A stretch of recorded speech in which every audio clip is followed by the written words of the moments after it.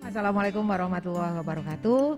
Selamat pagi kawan-kawan. Pada pagi hari ini kita ketemu lagi di acara Pojok Info KPKP Provinsi DKI Jakarta. Sebagaimana kita ketahui, Dinas KPKP salah satu urusannya adalah ketahanan pangan.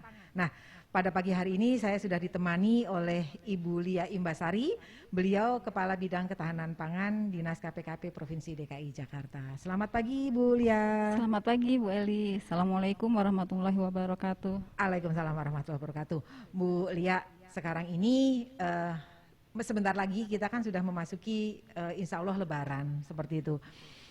Pasti yang menjadi perhatian adalah pemenuhan kebutuhan pangan di DKI Jakarta. Bisa menceritakan sedikit nggak Bu Lia, ada nggak sih perbedaan kebutuhan pangan pada saat hari normal, kemudian Lebaran, ataupun dibandingkan dengan puasa dan hari besar keagamaan lainnya? Terima kasih Bu Eli. Terkait dengan perhitungan kebutuhan pangan masyarakat DKI Jakarta di bulan-bulan biasa dengan di bulan HBKN atau Idul Fitri dan lainnya, itu ada beberapa koefisien yang digunakan, merupakan kajian BKP pada tahun 2018 dan BKP Badan Ketahanan Pangan Kementerian Pertanian. Ya, benar Bu. Di situ untuk tahun 2021 kita mengadop dari data bahan pokok tahun 2017, kemudian disandingkan dengan Susenas tahun 2019 dan disesuaikan dengan kondisi di tahun 2021.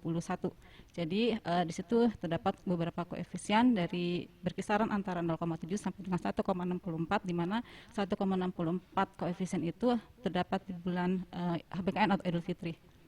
Jadi pada saat sekarang ini, data pada tahun 2021, jumlah penduduk di DKI Jakarta adalah 10.645,5 juta jiwa, ya, seperti benar. Itu. Nah, kemudian prognosa kebutuhan hariannya, Bu Lia, untuk pangan strategisnya itu sesungguhnya apa saja? Kalau untuk pangan strategis kita ada 11 Bu Eli, karena 11? Ya, 11 pangan. Karena kenapa dikatakan pangan strategis? Karena pangan-pangan ini merupakan pangan-pangan yang berpengaruh terhadap inflasi, tingkat inflasi yang terjadi di DKI Jakarta. Yang pertama adalah beras. Kenapa beras jadi berpengaruh terhadap inflasi DKI Jakarta? Karena walaupun kenaikan hanya sedikit, karena dikonsumsi oleh banyak masyarakat sehingga menjadi tinggi nilai pengaruhnya terhadap inflasi DKI Jakarta. Jadi pertama adalah beras ya, pangan strategisnya beras. Beras. Okay. Kemudian yang kedua adalah daging ayam. Daging ayam. Daging ayam. Kemudian yang ketiga adalah daging sapi. Kemudian yang selanjutnya daging sapi. Kalau saya boleh menyebut daging sapi atau daging kerbau seperti itu, boleh nggak Bu Lia? Boleh juga sih Bu, karena memang untuk saat ini, terutama sejak awal tahun 2021 terjadi kelangkaan untuk impor daging sapi, terutama asal Australia, karena di sana juga terjadi kelangkaan, kemudian juga sehingga terjadi kenaikan harga daging sapi dari negara impor. Untuk mengatasi kelangkaan daging sapi impor dikarenakan harga yang tinggi, maka pemerintah melalui Bulog, kemudian juga Berdikari dan perusahaan perdagangan Indonesia melakukan impor daging kerbau beku sebagai substitusi daging sapi. Daging sapi. Ya. Terus yang lainnya apa Bu? Komoditas lain yang kemudian, disebut pangan strategis ya? Ya, telur ayam Bu. Telur ayam. Telur ayam. Di mana memang harga telur ayam akhir-akhir ini mulai karena ibu-ibu pada bikin kue kan, biasanya kan seperti itu kan? Iya, seperti itu. Kemudian juga terjadi sehingga terjadi peningkatan konsumsinya ya, seperti itu ya. Jadi tadi disebutkan beras, kemudian daging sapi atau daging kerbau, kemudian daging ayam, kemudian telur. Kemudian komoditas lainnya cabai merah keriting. Cabai merah keriting. Kemudian cabai rawit merah. Cabai rawit merah. Yang bulan-bulan terakhir merupakan komoditas yang paling dirindukan. Dirindukan karena memang ibu-ibu. Ya, karena harganya yang sangat-sangat tinggi. Sangat-sangat tinggi. Iya. Pangan strategis itu sama dengan 9 bahan pokok nggak? Pangan strategis tidak Bu. Tidak sama dengan 9 bahan pokok. Oh, karena kalau pangan strategis itu Bu Lia menyebutnya mempengaruhi inflasi. Ya. Kalau 9 bahan pokok adalah pangan yang memang keseharian dibutuhkan oleh masyarakat. Mungkin definisinya seperti itu ya, benar. Oh, oke. Terus, nah ini yang menarik. Yang kita tahu seperti itu kan, Bu Lia tadi menceritakan jumlah penduduk kita sekian, kemudian hitungan dari Susenas, bahan pokok, kemudian dihitung oleh BKP, makanya kemudian bisa disebutkan bahwa 99 pangan yang ada di DKI Jakarta itu kita berasal dari daerah sekitar kita. Ya, bisa dikatakan seperti itu Bu Eli, karena memang produksi, sebagai contoh beras produksi DKI sendiri selama 1 tahun hanya bisa menghasilkan 2.740 ton. Padahal DKI sendiri butuh 3.000 ton per hari. Oh, besar juga ya. Itu konsumsi rumah tangga atau sudah merupakan hitungan total? Hitungan total Bu. Jadi rumah tangga dan non rumah tangga. Non rumah tangga. Ya. Yang disebut non rumah tangga itu apa sih? Seperti hotel, rumah sakit, kemudian kaki lima, restoran seperti itu kali ya. Seperti itu. Catering termasuk? Termasuk Bu. Oh, oke. Jadi 3.000 sekian itu ya, 3.461 ton per hari. Berarti sisanya itu kan DKI harus mendapatkan pasokan dari daerah penghasil. Ya. Kalau beras itu daerah penghasilnya di mana saja? Kalau beras banyaknya kita ambil dari Lampung, kita ambil, kemudian juga dari Jawa Barat, kemudian juga dari daerah sekitar, itu juga kita ambil, Cianjur. Mungkinnya seperti yang kita tahu Dinas Pemprov DKI Jakarta itu kan mempunyai BUMD pangan seperti itu ya. Itu yang melakukan seperti itu mereka atau bagaimana sistemnya? Jadi BUMD pangan DKI Jakarta itu memiliki penugasan dari Gubernur Provinsi DKI Jakarta selaku bersinergi dengan OPD terkait untuk mewujudkan ketahanan pangan di DKI Jakarta. Salah satunya BUMD pangan itu melakukan kerjasama dengan daerah-daerah penghasil dalam hal penyediaan pangan buat masyarakat DKI Jakarta. Jadi tadi BUMD kita itu Food Station Cipinang Jaya. Kalau untuk beras Food Station. Ya, kemudian termasuk telur ayam Bu, kalau Food Station. Telur ayam. Kemudian kalau untuk Dharma Jaya itu khusus untuk daging sapi dan daging ayam. Kemudian Perumda Pasar Jaya untuk pangan-pangan horti. Horti. Ya. Tanaman horti itu apa sih? Cabai merah, bawang merah, bawang putih. Oh, itu termasuk tanaman horti. Ya. Nah, itu sendiri di DKI Jakarta kan tidak sebagai kota produsen seperti itu. Itu kita bekerja samanya dengan siapa saja? Kalau untuk bawang banyak didatangkan dari Brebes, Bu. Kemudian kalau untuk bawang putih sendiri sebenarnya sebagian besar atau sebagian besar merupakan bahan impor.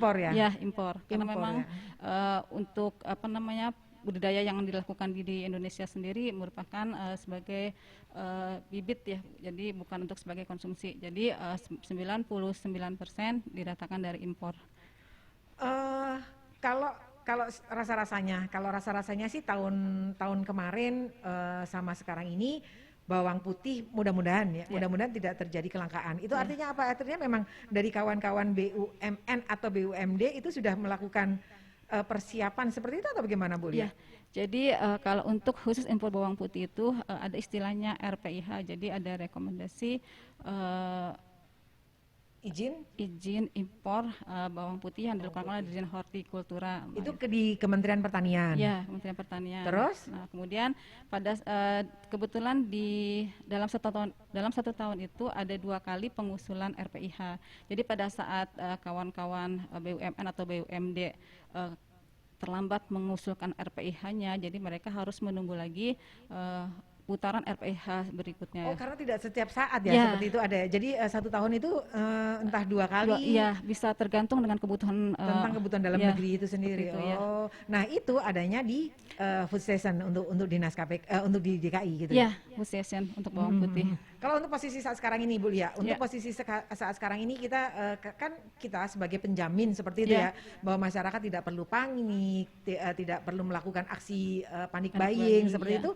Bu Lia bisa ngasih data nggak untuk bahwa yang tadi kita sebutkan pangan strategis itu pada posisi aman?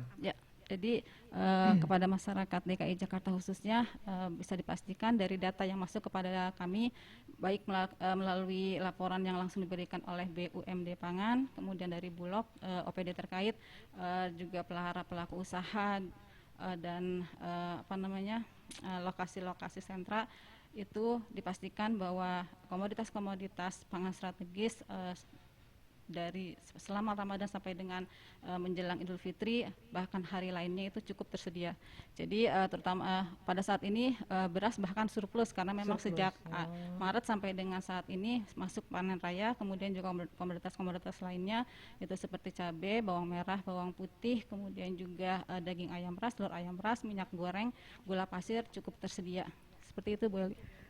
Terus satu lagi, biasanya gitu kan, yang namanya bikin sambal goreng itu kan nggak lucu kan kalau nggak pedes gitu kan. Kalau untuk cabai-cabai itu yang cabai merah, cabai rawit, posisi saat sekarang ini ada angkanya nggak Bu Lia? Posisi stoknya, Bu? Ya, stoknya. Jadi kalau untuk pangan-pangan horti tadi yang seperti Ibu sampaikan, cabai merah, kemudian bawang merah itu kalau untuk saat ini pasokan harian yang masuk ke pasar induk Ramat Jati itu dalam posisi cukup. Jadi memang kalau kondisi normal sekitar 42 sampai dengan 43 ton per hari. Data terakhir yang saya terima kondisi itu terpenuhi. Seperti itu, Bu Eli.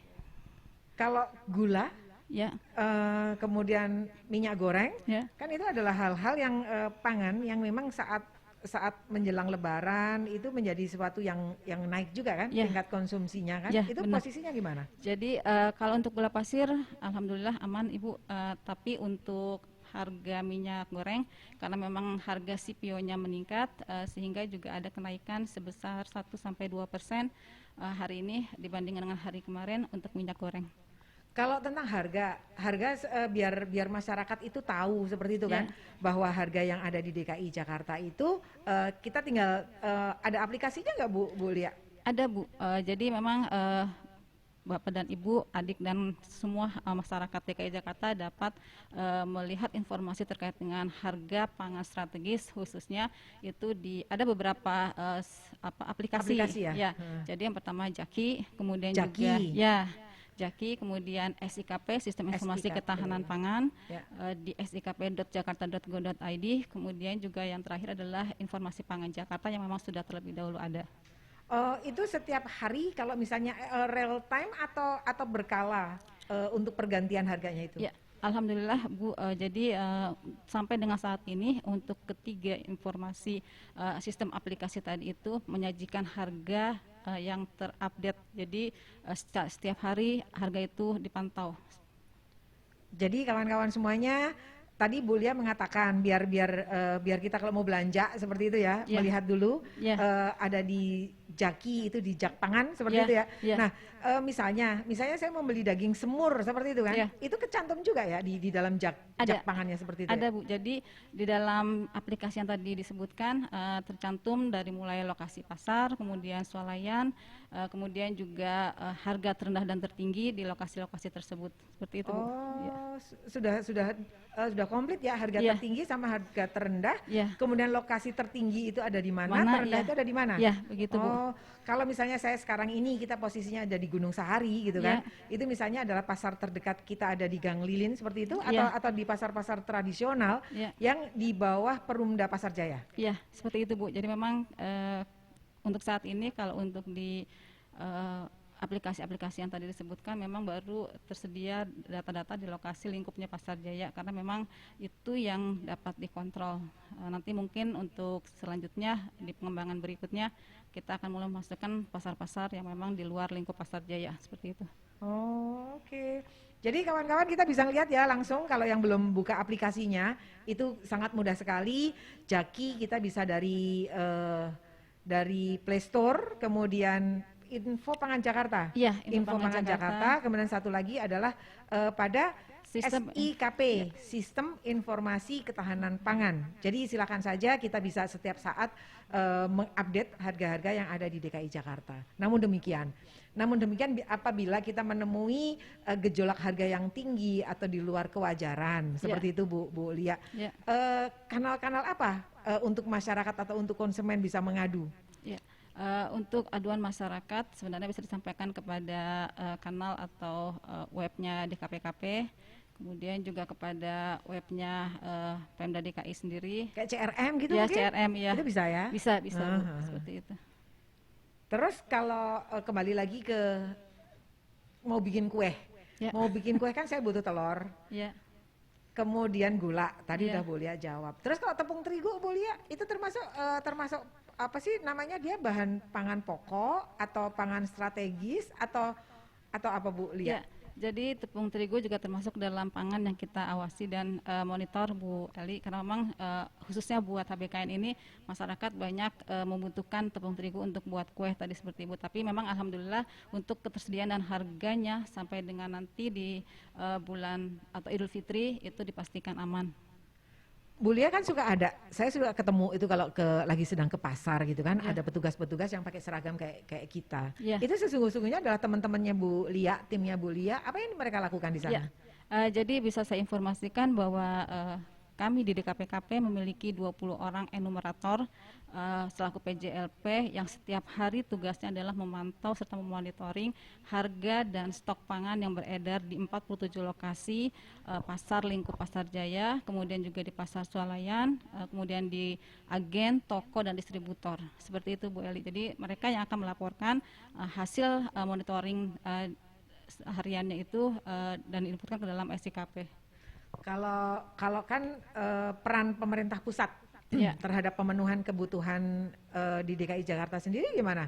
Ya, kalau untuk pemerintah pusat sangat besar perannya Bu Eli, karena memang pada saat kita kemarin kesulitan pasokan dan harga cabai rawit merah yang sangat tinggi, kami Pemprov DKI Jakarta bekerja sama dengan Badan Ketahanan Pangan, Kementerian Pertanian itu melakukan gelar pangan murah khusus buat cabai rawit merah dan juga pangan-pangan strategis lainnya. Bahkan dijual dengan harga Rp32.000 per kilo pada saat harga di pasaran sebesar Rp80.000 per kilo. Nyaris sepertiganya sendiri ya? Iya, Ibu. Di pasaran 82, Iya. kemudian Pemprov DKI Jakarta sendiri mendapatkan support dari pemerintah pusat, dalam hal ini adalah Kementerian Pertanian Ya. melalui Badan Ketahanan Pangan. Ya.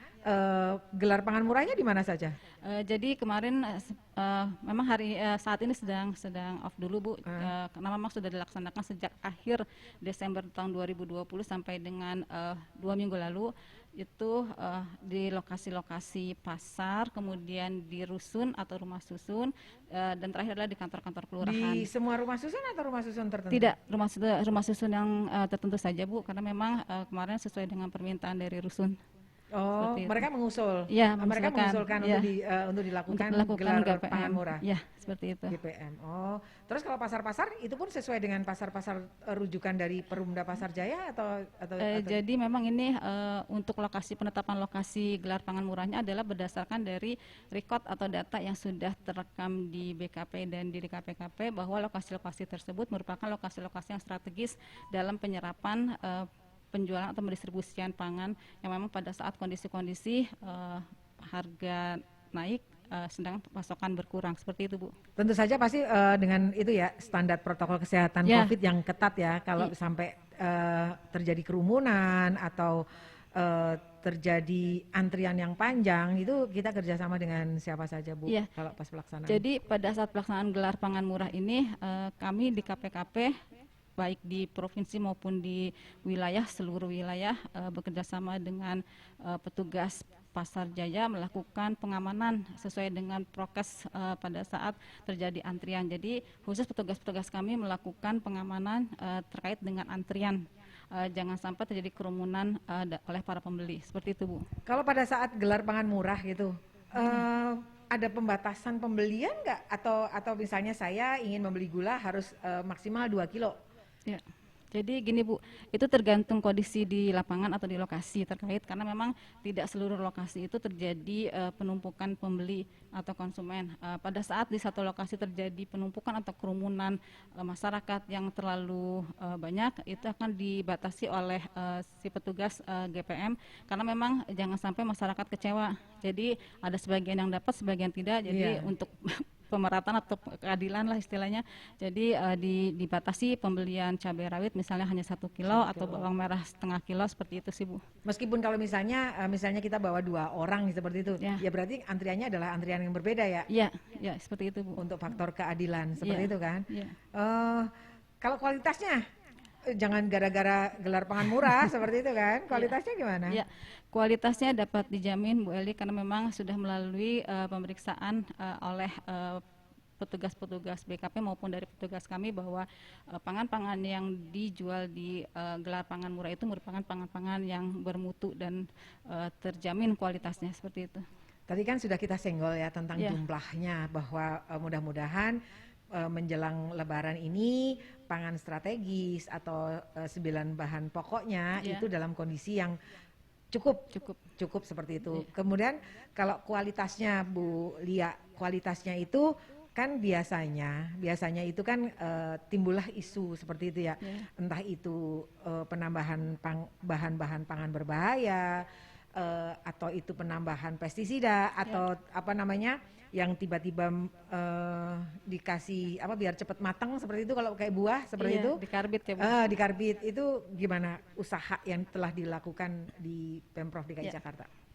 Jadi melalui DKPKP Pemprov DKI Jakarta, tidak hanya DKPKP sebenarnya tapi juga melalui Dinas PPK UKM, kemudian juga bekerjasama dengan Dinas Kesehatan, kemudian juga dengan Balai POM, kita selalu mengadakan sejak tahun 2016 secara intens melakukan pengawasan keamanan mutu pangan terpadu. Jadi asal pangan segar, asal tumbuhan, kemudian peternakan dan perikanan. Jadi kita melakukan pengawasan mutu pangan itu di 152 lokasi, baik itu pasar tradisional, pasar modern, sentra pemasaran maupun gudang-gudang ikan asin atau pelabuhan-pelabuhan perikanan serta pintu-pintu masuk itu secara intens petugas-petugas kami melakukan pengawasan terkait dengan kandungan bahan kimia berbahaya. Kemudian juga selain pengawasan juga dilakukan pengujian on the spot, artinya di lokasi pengawasan disediakan mobil-mobil lab dari 3 lab yang ada di bawah lingkup DKPKP, yaitu peternakan, perikanan, dan pertanian, di mana hasil-hasil sampel yang diambil oleh para petugas kami itu langsung dilakukan pengujian, dan pada saat itu juga langsung diketahui hasil daripada mutu daripada atau kandungan bahan kimia berbahaya yang ada di sampel, apakah positif ataukah negatif. Jika ditemukan positif akan ditindaklanjuti dengan proses Telusur ya, dan pemberkasan oleh PPNS dan serta Polda. Kalau sekarang ini kan mumpung puasa seperti itu kan, biasanya kalau sore kan takjil banyak banget itu. Nah, takjil itu kan ada yang warna-warna yang menarik sesungguhnya. Itu ada di bawah koordinasinya Bu Lia. Itu atau kita kerjasama dengan Badan POM atau dinas dari OPD-OPD yang lain? Kalau untuk khusus untuk takjil Bu Eli, karena memang tupoksi dari DKPKP itu merupakan pemantauan pangan-pangan segar, sehingga kalau untuk takjil karena masakan matang atau makanan matang, sehingga merupakan kita bersama dengan Dinkes, Labkesda, kemudian dengan Balai POM seperti itu Bu. Kalau yang selama ini ditemui biasanya yang perlu kita waspadai selaku konsumen seperti itu Bu Lia, apa saja Bu? Jadi kalau untuk ikan asin khususnya nih yang sampai sekarang masih sering terjadi, yaitu adalah kandungan formalin khusus pada ikan asin yang biasanya bertekstur tebal dagingnya atau pesing seperti ikan pari, cucut, jambal seperti jambal itu. Roti seperti itu ya. Karena memang dagingnya padahal enak tebal sekali itu ya. Iya, tapi tidak seluruhnya sih Bu Eli. Biasanya sih kalau maraknya penggunaan bahan kimia berbahaya ini tergantung musim. Jadi pada saat musim laut agak susah memperoleh ikan, ya sehingga biasanya pengolah agak-agak nakal untuk menggunakan formalin seperti itu Bu. Itulah makanya kemudian timnya Bu Lia setiap saat turun ke lapangan untuk mengawasi seperti itu. Kemudian ada lagi, saya yakin pasti terjadi lonjakan kebutuhan untuk kurma, untuk kolang-kaling seperti itu. Kalau dari datanya Bu Lia gimana? Jadi kita sudah sempat menghitung Bu Eli terkait dengan kebutuhan secara sisi gizi Bu. Jadi memang untuk manusia itu dibutuhkan sekitar 65 gram per kapita per hari dari sisi kurma Bu, dari kecukupan gizi pada kurma. Kemudian kalau dari sisi kolang-kaling 100 gram per kapita per hari. Nah itu memang kalau prognosis kebutuhannya jika dikalikan dengan 10.645 jiwa itu akan diperoleh prognosa kebutuhan. Tapi memang sampai saat ini hasil monitoring dari dan data yang masuk pada kami masih cukup tersedia atau cukup terpenuhi kebutuhan gizi asal kolang-kaling dan kurma seperti itu. Kalau yang kolang-kaling itu biasanya tambahan pangan berbahayanya apa Bu Lia? Kalau kolang-kaling biasanya formalin Bu, karena memang untuk agar kenyal ya dan awet karena memang pemutih kemungkinan ya, tapi kemarin kita hanya memperoleh positif formalin Bu. Ya, kalau untuk pemutih sendiri belum pernah kita temukan seperti itu. Oke. Menarik sekali. Terus satu lagi Bu Lia yang harus kita jelaskan ke kawan-kawan semuanya seperti itu ya. Pada suatu ketika misalnya kita mencurigai. Jadi kalau yang narasumber terdahulu itu kan Kasudin Jakarta Selatan. Karena Sudin juga melakukan pengawasan juga seperti itu kan. Nah, itu pernah ditemukan adanya campuran bakso. Oh iya. Nah, itu kemudian ujinya adalah uji identifikasi. Apa ya yang kita lakukan terhadap si pedagangnya sama kewaspadaan kita selaku konsumen? Jadi kalau kita dari sisi pemerintah Bu Eli, jika menemukan kasus-kasus positif penggunaan bahan kimia berbahaya itu, yang pertama kita lakukan adalah melakukan berita acara pemeriksaan kepada si pedagang atau si penjual. Kemudian setelah kita BAP, kita telusur dari mana mereka memperoleh bahan baku atau membeli bakso tersebut.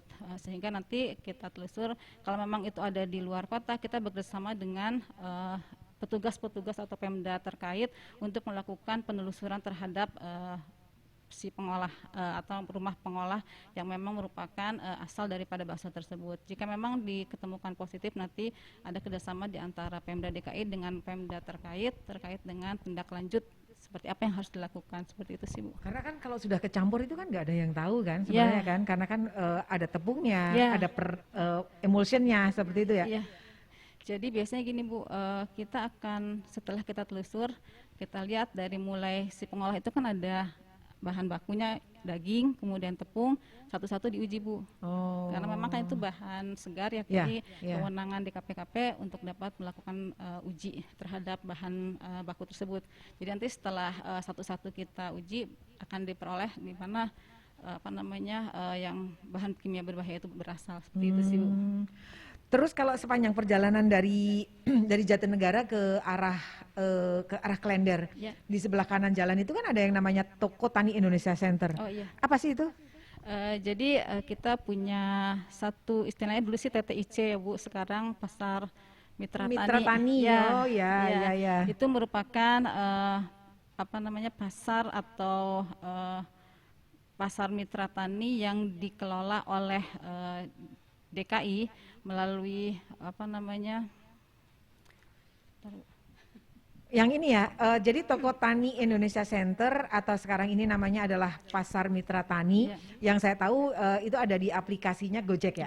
Gojek, kemudian kita klik GoFood, kemudian kita milih seperti itu kan. Nah itu harga-harganya juga sama juga atau harga yang berbeda dengan yang IPJ yang tadi di awal kita bicarakan. Jadi kalau untuk di Pasar Mitra Tani ini masyarakat wajib tahu bahwa memang tersedia bahan-bahan pangan strategis yang dengan harga terjamin lebih murah daripada harga pasaran. Karena memang ada pembatasan atau ada harga eceran tertinggi yang ditetapkan oleh pemerintah untuk pangan-pangan yang dijual di Pasar Mitra Tani. Seperti itu Bu. Nah untuk kawan-kawan semuanya nggak usah bingung seperti itu ya, tidak usah bingung. Mudah-mudahan bahan pangan strategis yang ada di DKI Jakarta menjelang Lebaran, sama satu lagi pasca Lebaran ya biasanya agak tinggi ya harga-harga seperti itu ya. Itu sampai H plus berapa Bu Lia? Biasanya sih H plus 14 ya Bu, karena memang setelah itu akan normal kembali. Akan normal kembali. Karena memang itu data yang ada atau track record yang ada di kami dan juga BUMD Pangan seperti itu. Sebagai penutup acara, Bu Lia ada yang mau disampaikan ke kawan-kawan semuanya, masyarakat kita? Ya, jadi masyarakat DKI Jakarta tidak perlu khawatir dan tidak perlu panik buying untuk memborong segala pangan, karena memang pemerintah Provinsi DKI Jakarta sudah menjamin bahwa pasokan dan harga pangan sampai dengan Idul Fitri aman dan cukup terpenuhi. Kalau mau belanja agak banyakan boleh sebenarnya kan, dimasak kemudian jangan lupa dihantarin ke tetangga menjelah kita. Itu untuk menjalin tali silaturahim kita.